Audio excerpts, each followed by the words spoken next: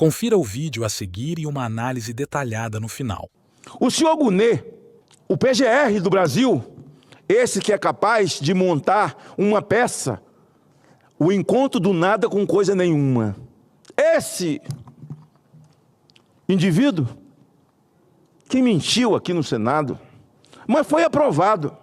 Agora ele quer ser reconduzido, então ele está sob as ordens. Gunê entrou pedindo que Eduardo Bolsonaro seja investigado, que se abra um inquérito. Eduardo Bolsonaro está morrendo de medo de vocês. Pode acreditar. Eduardo Bolsonaro não vai se acovardar. Eduardo Bolsonaro está fazendo o caminho correto em nome de uma maioria absoluta, senador Vanderlan, majoritariamente cristã, majoritariamente crédula em princípios, valores e amor a esse chão natal, esse torrão. Vocês não amedrontam em nada. A máscara de vocês já caiu.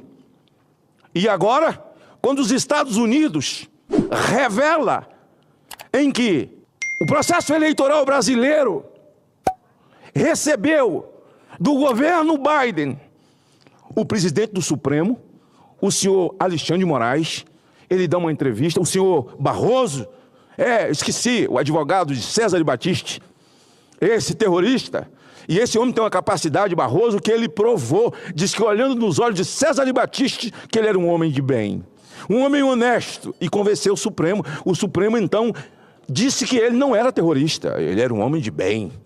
Mas o Supremo parece que é vesgo. O Supremo é vesgo ou é daltônico juridicamente? Daltonia jurídica. Caramba, inventei esse negócio agora. São daltônicos juridicamente. Eles enxergaram em César Batiste um homem de bem, honrado e justo. E eles olharam para as pessoas do dia 8 e enxergaram terroristas. Daltonismo jurídico. Falta de empatia. Falta de sentimento. E parece que sofrem de amnésia. Mas não é não. Se eles se lembrassem de 2014, 2016, mas nunca vão se lembrar.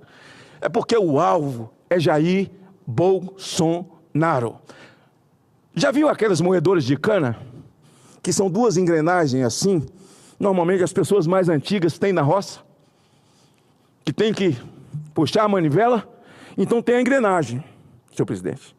Jair Bolsonaro foi espécie de um parafuso que caiu no meio da engrenagem. E não conseguiram rodar mais. E eles então estão fazendo força para rodar a engrenagem, mas tem que amassar aquele parafuso. Tem que amassar até o sistema girar.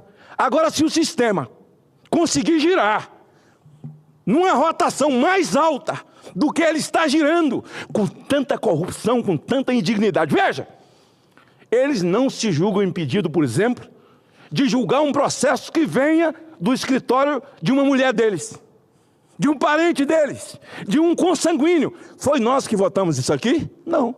Eles não têm o menor respeito por isso aqui. Eles se sentem no direito de mexer no marco da internet. E agora, o advogado-geral da União, o senhor Bessias, lembra daquele menino de recado da Dilma? Eu estou mandando o Bessias no aeroporto, levar aquele negócio para você, lembra? Esse agora é advogado da AGU. Ele entrou diretamente pedindo ao Toffoli. Esse que entorcedou todo mundo. Esse que colocou todo mundo em liberdade e apagou com os crimes, e eles estão agindo. Mas eu quero chamar a atenção para um fato. Eduardo Bolsonaro está nos Estados Unidos. Barroso disse: eu estive nos Estados Unidos, eu estive com os americanos 3 vezes, pedindo ajuda. Falou a verdade. No processo eleitoral do Brasil. Como é que foi o processo eleitoral? Jair Bolsonaro não podia dizer que Lula era amigo de Maduro. Jair Bolsonaro não podia dizer que Lula era amigo de Ortega. Jair Bolsonaro não podia fazer live no Palácio. Jair Bolsonaro não podia mostrar imagens da ida dele ao velório da rainha. Jair Bolsonaro estava impedido de tudo. Eles foram pedir ajuda aos americanos. Ele foi pedir ajuda ao Biden, ao Democratas, que é o PT do Brasil. É o PT da América, é o Democratas. E o presidente era o Biden. Mas eles nunca imaginaram a narrativa do Capitólio, que o Trump mandou invadir o Capitólio para não entregar o poder. A mesma narrativa no Brasil. Eles então imaginavam, Trump vai ficar inelegível, vão prender o Trump, ele nunca mais voltará ao poder. Barroso foi pedir ajuda a Biden, mas nunca imaginou Barroso que o Trump voltaria. E o Trump, por ser vítima de uma narrativa mentirosa, uma narrativa golpista, porque eles estão dando golpe, como deram nos Estados Unidos, o Trump voltou, rapaziada. O Trump voltou e descobriu na USA que os Estados Unidos fez uma intervenção tremenda no Brasil, no processo eleitoral. Pois bem, se Barroso foi pedir ajuda, como presidente do TSE, por que Eduardo Bolsonaro, um parlamentar brasileiro, não pode ir à América pedir ajuda? Porque nós estamos vivendo debaixo de uma ditadura. Não pode. Porque o que Eduardo está dizendo não é verdade. O Brasil está vivendo em plena democracia. Me engana que eu gosto. Morde aqui, ó, para ver se sai leite. Eduardo Bolsonaro está fazendo fake news. Então Alexandre de Moraes abre um inquérito contra Eduardo Bolsonaro. Ele não vai arredar o pé. Agora convocou o pai para depor sobre o sustento de Eduardo Bolsonaro. Foi intimado Jair Bolsonaro, porque o filho está nos Estados Unidos. Qual é a intenção disso, senhor presidente? Prender Jair Bolsonaro. Agora eu vou dar um aviso para os senhores. Me dirijo diretamente aos senhores, ao consórcio de capa preta. Ponha a mão em Bolsonaro. Prendam Bolsonaro. Façam isso. E vocês vão ver um país congelado, parado, sem ter espaço para uma viva alma no meio da rua, nas estradas, em qualquer lugar. Eles vão dizer que esse discurso meu é discurso de ódio. Agora eu estou aqui no meu telefone, discurso da caravana que fez eventos, Lula livre por toda a Europa, e onde eles puderam ir, pedindo ajuda, porque Lula era preso político. Eu tenho todos os vídeos de todos eles que foram. Então Lula preso, eles viajaram. Eles foram à ONU. Eles foram à OEA. Eles buscaram. Eu estava vendo aqui o último agora do Boulos, que estava num grande congresso em Portugal. E eles tinham ido em caravana para denunciar a ditadura no Brasil, para poder restabelecer a democracia, porque Lula estava preso, porque Lula é um democrata. Me engana que eu gosto. Eu adoro ser enganado. Agora, Eduardo Bolsonaro não pode abrir o inquérito. Tenta a sorte. Estou me dirigindo aos senhores do consórcio. Tenta a sorte, porque o azar vocês já têm. Tenta a sorte. Põe a mão em Bolsonaro. Põe a mão. Aí eu quero ver, senhor presidente Vanderlan, o seu Goiás, ninguém vai andar na rua. Toca nele. Toca nele. Tenta a sorte, Alexandre, porque o azar você já tem. Tenta.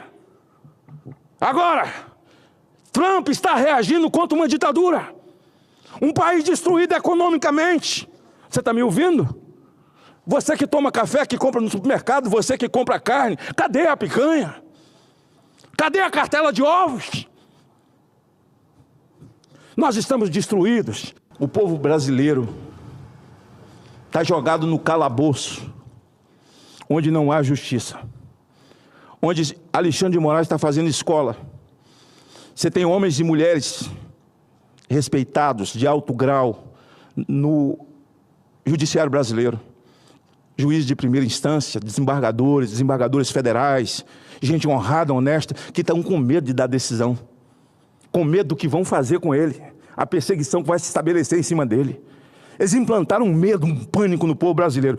Enquanto os escândalos se avolumam no país, cada dia um escândalo maior que o outro, os aposentados e pensionistas ficam se perguntando: que dia o Supremo vai se manifestar? Que dia o PGR vai se manifestar em nosso favor? Os aposentados, os pensionistas, viúvas, órfãos, pessoas que gastaram a sua vida e o seu suor, tendo desconto nos seus salários, para ter uma aposentadoria, ter pelo menos qualidade de vida na terceira etapa da sua vida. Mas a descoberta está diante dos nossos olhos, o rombo, bilionário, o assalto, bandido, criminoso, e eles estão esperando o Alexandre de Moraes dar 48 horas para o Lupe se explicar. Os aposentados estão esperando que o novo ministro receba essa ordem. E estão esperando também que o PGR, o senhor Gunê, que faz parte do time, que faz parte da cooperativa, que comanda e desmanda esse país, se manifeste. Mas muito pelo contrário, eles não estão preocupados com os aposentados. Os aposentados estão perguntando quando será a CPMI. Senhores senadores, que dia será? Mas será? Tem senador aposentado, também surrupiado, mas a movimentação, o sentimento, parece que a empatia não convive com o cidadão, com o povo tão sofrido.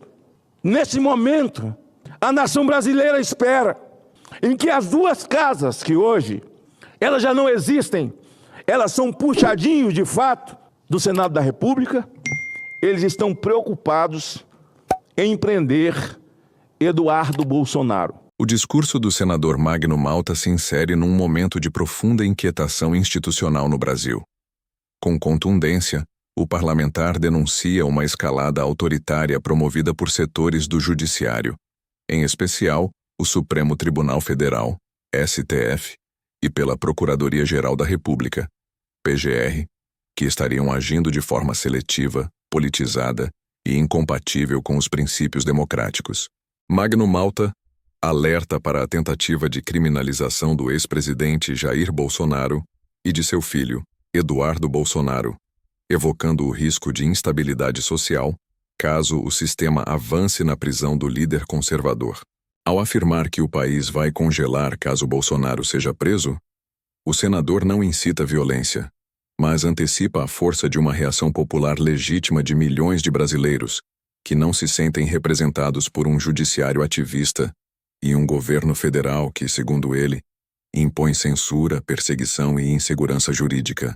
O senador traça um paralelo incisivo entre a atuação da esquerda em defesa de Lula, com caravanas internacionais pedindo ajuda à ONU, OEA e países estrangeiros, e a atual perseguição a Eduardo Bolsonaro por buscar apoio nos Estados Unidos.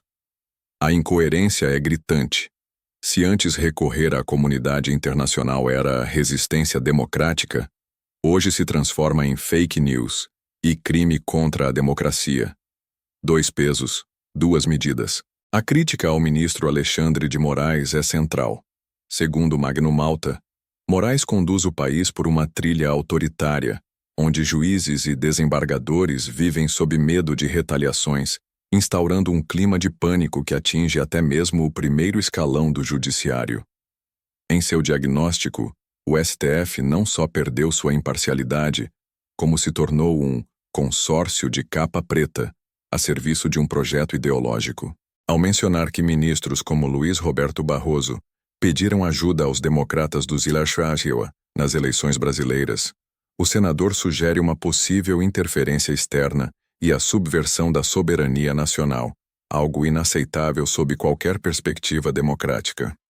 Se a visita de Barroso a Washington é tratada com naturalidade, por que Eduardo Bolsonaro estaria impedido de fazer o mesmo? No plano econômico, Magno Malta reflete o sentimento popular de frustração com o governo Lula. O povo sente no bolso o peso de promessas não cumpridas. A picanha e a cerveja viraram símbolo do estelionato eleitoral. O senador dá voz a aposentados, pensionistas, viúvas e órfãos, vítimas do abandono estatal diante de escândalos bilionários que seguem impunes. Em contrapartida, a PGR silencia e atua seletivamente, deixando claro que não há justiça para todos, apenas para os aliados do sistema. Por fim, o discurso de Magno Malta é um grito de resistência. Ele aponta que o Congresso se tornou um puxadinho do STF e cobra a retomada da soberania legislativa. Reivindica a votação da PL da anistia, encoberta pela omissão de figuras como o deputado Hugo Mota. O senador conclama os parlamentares a se posicionarem, pois a omissão, neste cenário, equivale à cumplicidade.